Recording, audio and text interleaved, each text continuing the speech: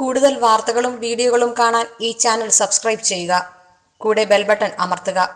Please subscribe our channel.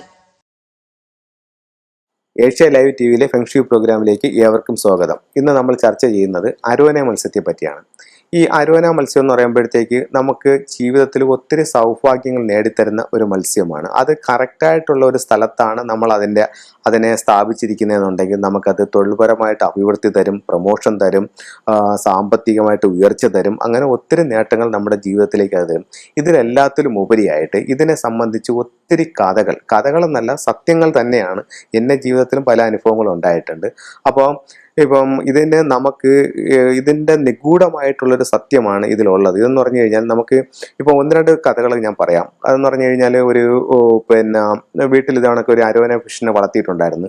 അപ്പോൾ ഒരു ദിവസം രാത്രി ഒരു 12 മണി 1 മണി സമയത്ത് ഇത് ടാങ്കിൽ കിടന്ന് ഭയങ്കരമായിട്ട് വെള്ളം അടിച്ച് തെറിപ്പിക്കുകയും ബഹളം ഉണ്ടാക്കുകയും ചെയ്യുന്ന ഒരു അവസ്ഥ.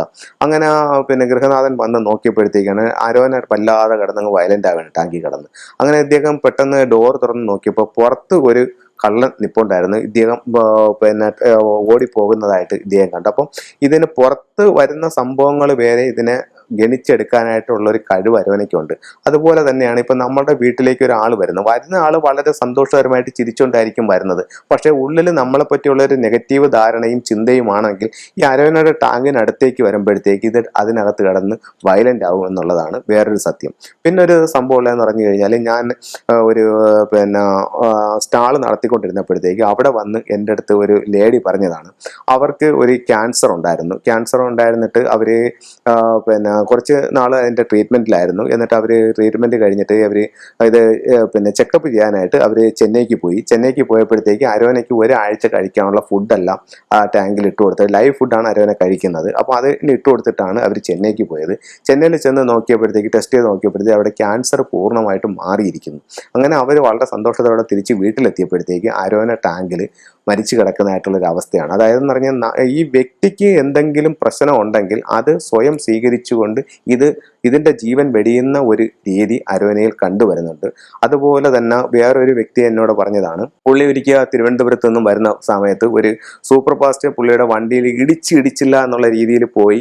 അപ്പോൾ പുള്ളിയുടെ വണ്ടി വേറൊരു മരത്തിലോട്ട് ചെന്ന് ഇടിച്ച് പുള്ളിക്ക് ചെറിയ ആക്സിഡൻ്റ് ഒക്കെ പറ്റി പുള്ളി വീട്ടിലെത്തി. യഥാർത്ഥത്തിൽ ഈ പുള്ളി ആക്സിഡൻറ്റിൽ മരിക്കേണ്ട ഒരു സംഭവമായിരുന്നു. അത്രയ്ക്ക് വലിയൊരു ആക്സിഡൻ്റ് ആയിരുന്നു. പുള്ളി കഷ്ടിച്ച് രക്ഷപ്പെട്ടു. പക്ഷേ വീട്ടിൽ വന്നപ്പോഴത്തേക്ക് ഈ ആക്സിഡൻറ്റ് നടക്കുന്ന ഏകദേശം അതേ ഒരു ടൈമിൽ അരോന ടാങ്കിൽ ചത്ത് കിടക്കുന്നു. അപ്പോൾ വീട്ടുകാർ വന്നപ്പോൾ പറഞ്ഞു ഇന്ന ടൈമിൽ ഇതുപോലെ കണക്ക് പാടുന്ന വല്ലാതെ പിടച്ച് അതിനകത്ത് കിടന്നങ്ങ് മരിച്ചു എന്നുള്ളതാണ്. അപ്പോൾ അതിൽ നിന്നൊക്കെ നമ്മൾ മനസ്സിലാക്കുന്നത് നമ്മളെ അത്രത്തോളം പ്രൊട്ടക്റ്റ് ചെയ്യുന്ന ഒരു ഫിഷാണ് അരോന എന്നുള്ളത്. എല്ലാ വീട്ടിലും ഒരു അരോന ഫിഷിനെ വളർത്തുന്നത് വളരെ നല്ലതായിരിക്കും. കാരണം എന്ന് പറയുന്നത് ഇപ്പോൾ പണ്ടുള്ളവർ പറയും വീട്ടിൽ മൃഗങ്ങളെയും മറ്റുള്ളവർക്ക് വളർത്തി കഴിഞ്ഞാൽ ഒരുപക്ഷെ നമ്മുടെ ജീവൻ പോകുന്നതിന് പകരം അതിൻ്റെ ജീവൻ പോകുമെന്ന്. പക്ഷെ അരോനെ സംബന്ധിച്ച് അത് വളരെ സത്യമാണ്.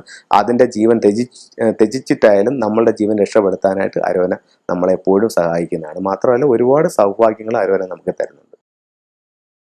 കൂടുതൽ വാർത്തകളും വീഡിയോകളും കാണാൻ ഈ ചാനൽ സബ്സ്ക്രൈബ് ചെയ്യുക. കൂടെ ബെൽ ബട്ടൺ അമർത്തുക.